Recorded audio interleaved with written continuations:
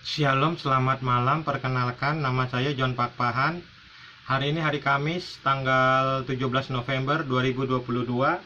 Pada hari ini saya akan bicara dengan tema menangguhkan. Saya ulangi, pada malam hari ini saya akan bicara dengan tema menangguhkan. Mari kita mulai. Menangguhkan. Menangguhkan. Kita lihat surat Ibrahim ayat 42. Dan janganlah sekali-kali kamu Muhammad mengira bahwa Allah lalai dari apa yang diperbuat oleh orang-orang yang jalim. Sesungguhnya Allah memberi tangguh kepada mereka sampai hari yang pada waktu itu mata mereka terbelalak. Sekarang kita lihat Al-Quran surat Fatir ayat 45. Kita lihat Al-Quran surat Fatir ayat 45. Dan kalau sekiranya Allah menyiksa manusia disebabkan usahanya, niscaya Dia tidak akan meninggalkan di atas permukaan bumi suatu makhluk yang melata pun, akan tetapi Allah menangguhkan penyiksaan mereka sampai waktu yang tertentu. Maka apabila datang azal mereka, maka sesungguhnya Allah adalah maha melihat keadaan hamba-hambanya. Sekarang kita lihat Al-Quran surat Al-Qalam ayat 45.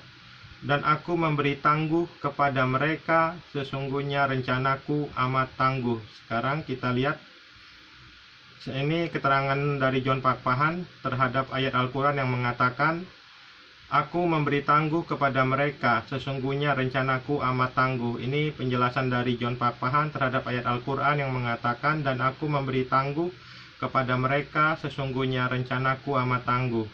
Surat Al-Qalam ayat 45 mengatakan, dan aku memberi tangguh kepada mereka, sesungguhnya rencanaku amat tangguh. Kita lihat surat Fatir ayat 45. Dan kalau sekiranya Allah menyiksa manusia disebabkan usahanya, niscaya Dia tidak akan meninggalkan di atas permukaan bumi suatu makhluk yang melata pun, akan tetapi Allah menangguhkan penyiksaan mereka sampai waktu yang tertentu. Kita lihat Al-Quran surat Ibrahim ayat 42. Dan janganlah sekali-kali kamu Muhammad mengira bahwa Allah lalai dari apa yang diperbuat oleh orang-orang yang jalim. Sesungguhnya Allah memberi tangguh kepada mereka. Sesungguhnya Allah memberi tangguh kepada mereka sampai hari pada waktu itu mata mereka terbelalak. Ini penjelasan saya terhadap ayat Al-Quran yang baru kita baca. Ini penjelasan saya terhadap ayat Al-Quran yang baru kita baca. Ayat-ayat Al-Quran yang mengatakan bahwa Allah SWT menangguhkan hukuman orang-orang jalim yang berbuat dosa adalah jawaban atas tindakan Nabi Khidir alaihissalam membunuh anak kecil. Saya ulangi sekali lagi karena ini sangat penting. Ayat-ayat Al-Quran yang mengatakan bahwa Allah SWT menangguhkan menghukum orang-orang jalim yang berbuat dosa adalah jawaban atas tindakan Nabi Khidir alaihissalam membunuh anak kecil. Kita lihat Al-Quran surat Al-Kahfi ayat 74. Kita lihat Al-Quran surat Al-Kahfi ayat 74.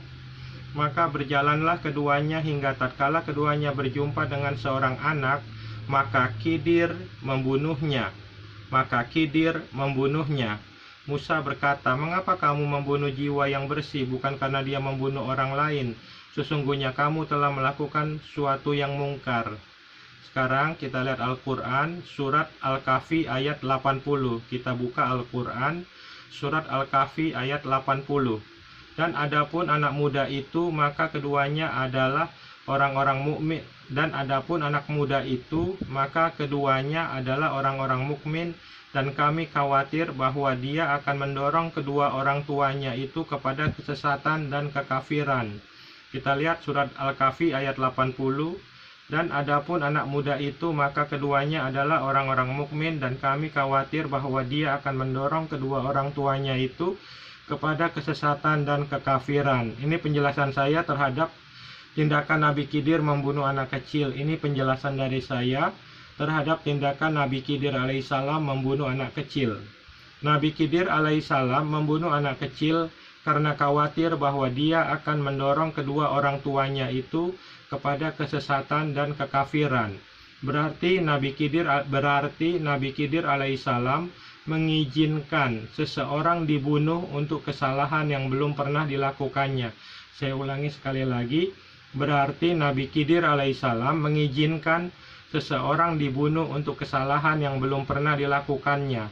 Buat saya, ini adalah ajaran sesat Nabi Khidir alaihissalam kepada Nabi Musa alaihissalam. Saya ulangi, buat saya, ini adalah ajaran sesat Nabi Khidir alaihissalam kepada Nabi Musa alaihissalam.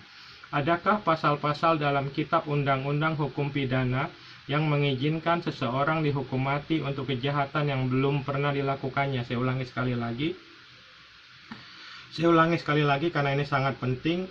Adakah pasal-pasal dalam kitab undang-undang hukum pidana yang mengizinkan seseorang dihukum mati untuk kejahatan yang belum pernah dilakukannya? Kalau memang ada tertulis dalam kitab undang-undang hukum pidana, seseorang boleh dihukum mati untuk kejahatan yang belum pernah dilakukannya, tolong tunjukkan kepada saya.